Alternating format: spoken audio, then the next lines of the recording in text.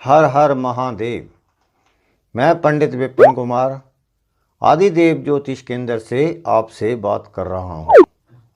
अगर आप सोमवार का व्रत रखते हैं तो आपको कथा पढ़नी चाहिए या सुननी चाहिए, जिससे आपको व्रत का फल कई गुना अधिक मिलेगा। भगवान शिव की आप पर कृपा बनी रहेगी और जो भी आपकी मनोकामना है वो पूर्ण होगी। अब मैं आपको सोमवार व्रत की कथा सुनाता हूँ। सोमवार व्रत की कथा समझने के लिए आप वीडियो के लास्ट तक बने रहें। सोमवार की व्रत कथा। एक नगर में एक बहुत धनवान साहूकार रहता था, जिसके घर में धन की कमी नहीं थी, परंतु उसको एक बहुत बड़ा दुख था कि उसके कोई पुत्र नहीं था। वह इसी चिंता में दिन रात लगा रहता था। वह पुत्र की कामना के लिए प्रत्येक सोमवार को शिवजी का व्रत और पूजन किया करता था तथा सायंकाल को शिव मंदिर में जाकर शिवजी के सामने दीपक जलाया करता था। उसके इस भक्ति भाव को देखकर एक समय माता पार्वती जी ने शिवजी महाराज से कहा कि ये साहूकार आपका अनन्य भक्त है और सदैव आपका व्रत और पूजन बड़ी श्रद्धा से करता है। आपको इसकी मनोकामना पूर्ण करनी चाहिए। शिवजी ने कहा, हे पार्वती, ये संसार कर्म क्षेत्र है। जैसे किसान खेत में जैसा बीज बोता है वैसा ही फल काटता है, इसी तरह मनुष्य इस संसार में जैसा कर्म करते हैं वैसा ही फल भोगते हैं। पार्वती जी के अत्यंत आग्रह से कहा, महाराज, जब ये आपका अनन्य भक्त है और इसको अगर किसी प्रकार का दुख है जो उसको अवश्य दूर करना चाहिए, क्योंकि आप सदैव अपने भक्तों पर दयालु होते हैं और उनके दुखों को दूर करते हैं। यदि आप ऐसा नहीं करेंगे तो मनुष्य आपकी सेवा तथा व्रत क्यों करेंगे। पार्वती जी का ऐसा आग्रह देख शिवजी महाराज कहने लगे, हे पार्वती, इसके कोई पुत्र नहीं है, इसी चिंता में ये अति दुखी रहता है। इसके भाग्य में पुत्र ना होने पर भी मैं इसको पुत्र की प्राप्ति का वर देता हूँ, परंतु ये पुत्र केवल 12 वर्ष तक जीवित रहेगा। इसके पश्चात वह मृत्यु को प्राप्त हो जाएगा। इससे अधिक मैं और कुछ इसके लिए नहीं कर सकता। ये बातें साहूकार सुन रहा था। इससे उसको ना कुछ प्रसन्नता हुई और ना ही कुछ दुख हुआ। वह पहले जैसा ही शिवजी महाराज का व्रत और पूजन करता रहा। कुछ साल काल व्यतीत होने जाने पर साहूकार की स्त्री गर्भवती हुई और 10वें महीने में उसने गर्भ से अति सुंदर पुत्र की प्राप्ति हुई। साहूकार के घर में बहुत खुशी मनाई गई, परंतु साहूकार ने उसकी केवल 12 वर्ष की आयु जानकर अधिक प्रसन्नता प्रकट नहीं की और ना ही किसी को भेद ही बताया। जब बालक 11 वर्ष का हो गया तो उस बालक के माता ने उसके पिता से विवाह आदि के लिए कहा, तो वह साहूकार कहने लगा, अभी मैं इसका विवाह नहीं करूँगा, अपने पुत्र को काशी जी पढ़ने के लिए भेजूँगा। फिर साहूकार ने अपने साले अर्थात बालक के मामा को बुलाकर उसको बहुत सा धन देकर कहा, तुम इस बालक को काशी जी पढ़ने के लिए ले जाओ। रास्ते में जिस स्थान पर भी जाओ, यज्ञ तथा ब्राह्मणों को भोजन कराते जाओ। वह दोनों मामा भांजे यज्ञ करते और ब्राह्मणों को भोजन कराते जा रहे थे। रास्ते में उनको एक शहर पड़ा।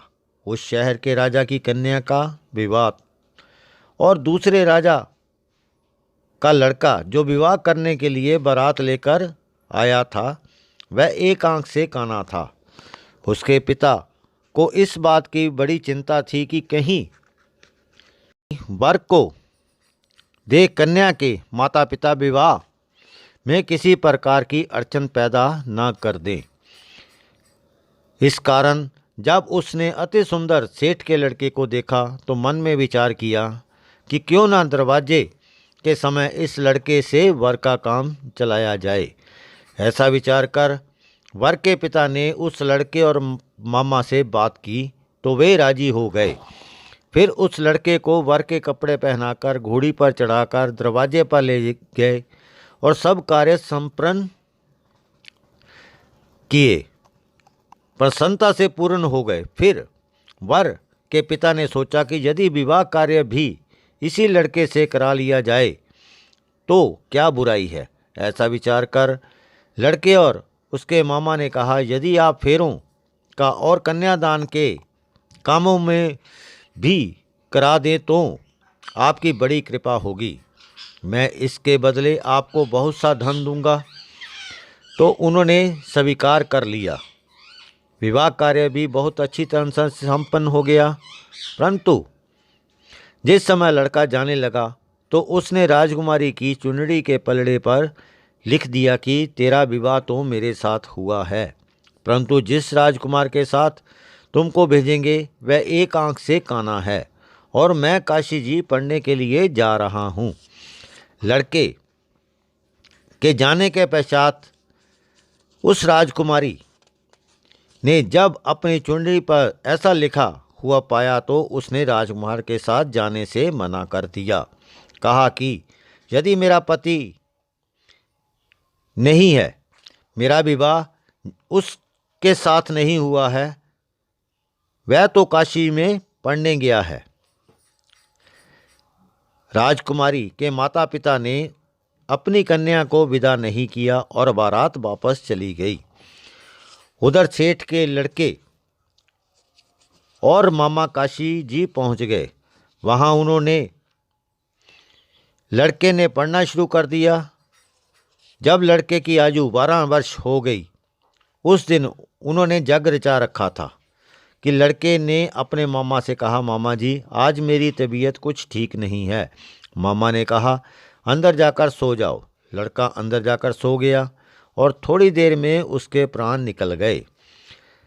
जब उसके मामा ने आकर देखा कि वह मुर्दा पड़ा है तो उनको बड़ा दुख हुआ और सोचने कि अगर मैं अभी रोना पिटना मचा दूंगा तो यज्ञ का कार्य अधूरा रह जाएगा।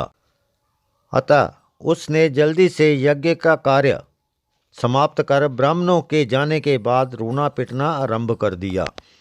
संजोगवंश उसी समय शिव पार्वती जी उधर से जा रहे थे। जब उन्होंने जोर जोर से रोने की आवाज़ सुनी तो पार्वती जी कहने लगी, महाराज कोई दुखिया रो रहा है, इसके कष्ट को दूर कीजिए। जब शिव पार्वती जी ने पास जाकर देखा तो वहाँ एक लड़का मुर्दा पड़ा था। पार्वती जी कहने लगे, महाराज ये तो उसी सेठ का लड़का है जो आपके वरदान से हुआ था। शिव जी कहने लगे, हे पार्वती इसकी आयु ही इतनी ही थी, वह भोग चुका है। तब पार्वती जी ने कहा, हे महाराज इस बालक को और आयु दो, नहीं तो इसके माता पिता तड़प तड़प कर मर जाएंगे। पार्वती जी के बार बार आग्रह करने पर शिव जी ने उसको जीवन वरदान दिया और शिवजी महाराज की कृपा से लड़का जीवित हो गया। शिवजी और पार्वती कैलाश पर्वत चले गए। तब वह लड़का और मामा इसी प्रकार यज्ञ और ब्राह्मणों को भोजन कराते अपने घर की ओर चल पड़े। रास्ते में उसी शहर में आए जहाँ उसका विवाह हुआ था। वहाँ पर आकर उन्होंने यज्ञ आरंभ कर दिया तो उस लड़के के ससुर ने उसको पहचान लिया और पहले महल में ले जाकर बड़ी खातिरदारी की।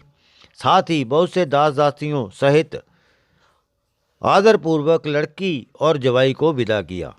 जब वह अपने शहर के निकट आए तो मामा ने कहा, मैं पहले तुम्हारे घर जाकर खबर कर आता हूँ। जब उस लड़के का मामा घर पहुँचा तो लड़के के माता पिता घर की छत पर बैठे थे और वे प्रण कर रखा था कि यदि हमारा लड़का सकुशल लौट आया तो हम राजी खुशी नीचे आ जाएंगे, नहीं तो छत से गिरकर अपने प्राण खो देंगे। इतने में उस लड़के के मामा ने आकर समाचार दिया कि आपका लड़का आ गया है। तो उनको विश्वास नहीं आया। तब उसके मामा ने शब्दपूर्वक कहा कि आपका पुत्र अपनी स्त्री के साथ बहुत सारा धन लेकर आया है। तो सेठ ने आनंद के साथ उसका स्वागत किया और वे प्रसन्नता के साथ रहने लगे। इसी प्रकार से जो कोई भी सोमवार के व्रत को धारण करता है तथा कथा को पढ़ता या सुनता है, उसकी समस्त मनोकामनाएं पूर्ण होती हैं।